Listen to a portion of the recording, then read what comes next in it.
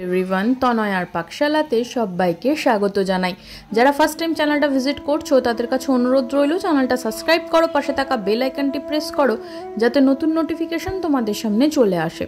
এখন মার্কেটে এখনও কিন্তু ফুলকপি আর ধনেপাতা বেশ অনেকখানি জুড়েই জনপ্রিয়তা অর্জন করে বসে রয়েছে। সেখানে দাঁড়িয়ে যদি একটু হাটকে কোনো রকম একটা রেসিপি বানানো যেতে পারে তাহলে কেমনটা হয়? তার জন্য এই রেসিপিটি তোমাদের জন্য নিয়ে হাজির করলাম, হরিয়ালি ফুলকপি। এর জন্য দেখো লাগছে আমাদের একটি ফুলকপি। যেহেতু হরিয়ালি ফুলকপি তার জন্য বেশ অনেকখানি আমরা কপি এইভাবে ছোট ছোট করে কেটে নিয়েছি। কপিগুলোকে একটু জল দিয়ে মোটামুটি বলতে পারো 50% মতন কুক করব।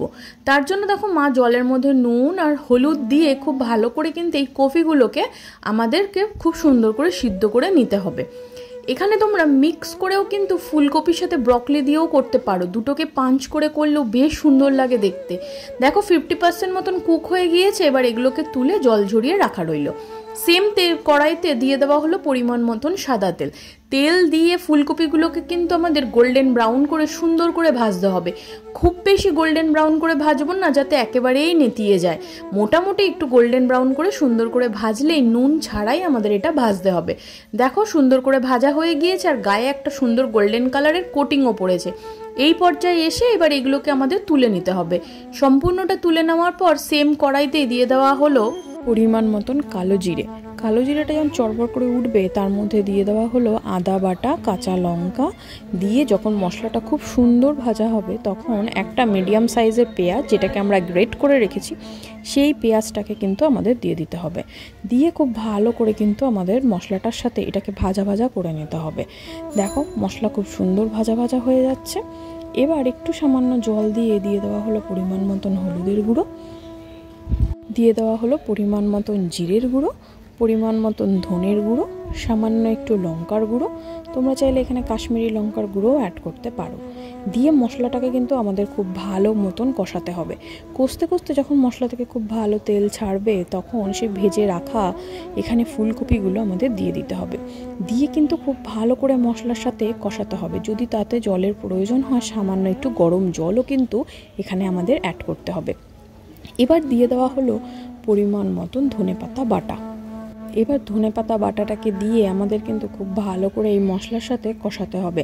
আর কিছুটা ধনেপাতা বাটা কিন্তু আমাদের সাইডে আলাদা করে তুলে রাখতে হবে, যাতে এটা আমরা লাস্টে দেব। কারণ এই সময় কষাতে কষাতে কিন্তু ধনেপাতার যে সবুজ রঙটা সেটা অনেকটাই হালকা হয়ে যায় এবং সেই সবুজ ব্যাপারটা কিন্তু আর থাকে না। দেখো সামান্য একটু জল দিয়ে, যেহেতু 50% মতন তো কুক হয়েই ছিল, তাই সামান্য একটু জল দিয়ে কিন্তু আমাদেরকে এবার এটাকে সিদ্ধ করে নিতে হবে। এখানে আমরা 2 কাপ মতন জল ইউজ করেছি, খুবই সামান্য। কফির কোয়ান্টিটি অনুসারে তোমরা জলের ব্যবহার করতে পারো। দিয়ে দেখো ঢাকা চাপা দিয়ে কিছুক্ষণ কিন্তু আমাদের এটাকে ফুটিয়ে নিতে হবে যতক্ষণ না কফি খুব ভালো সিদ্ধ হয়ে যায়।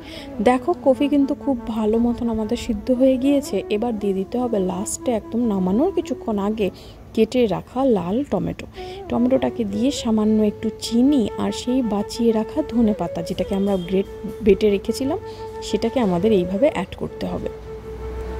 দেখো দিয়ে কিন্তু আমাদের আরেকবার মশলাটাকে খুব ভালো করে কষাতে হবে। তাহলে কিন্তু এই সবুজ রঙের এই হরিয়ালি ব্যাপারটা কিন্তু বেশ এক্সিস্টিং করবে শেষ পর্যন্ত। নামানোর কিছুক্ষণ আগে দিয়ে দেওয়া হলো পরিমাণ মতন 1/2 চামচ মতন পাতিলেবুর রস। এটা দিলে বেশ টকটক মিষ্টি মিষ্টি, আর এই টকের জন্য কিন্তু অনেক সময় সবুজ রঙটাও অনেকখানি স্টে করে। দেখো ভালো করে নাড়িয়ে চাড়িয়ে নামিয়ে নিলেই আমাদের রেডি হয়ে যাবে এই হরিয়ালি ফুলকপি। এটা কিন্তু রুটি, লুচি, পরোটা, ফ্রাইড রাইসের সাথে বেশ ভালো লাগে। বাড়িতে আত্মীয় স্বজন আসলে তাদেরকে একবার রেঁধে খাওয়াও। আর কমেন্ট সেকশন খোলা রইলো, কমেন্ট করে জানাও তোমাদের কেমন লাগছে রেসিপিগুলো। ধন্যবাদ। দেখা হচ্ছে আরও একটা রেসিপির সাথে। আমি আর আমার মা ফিরে আসছি।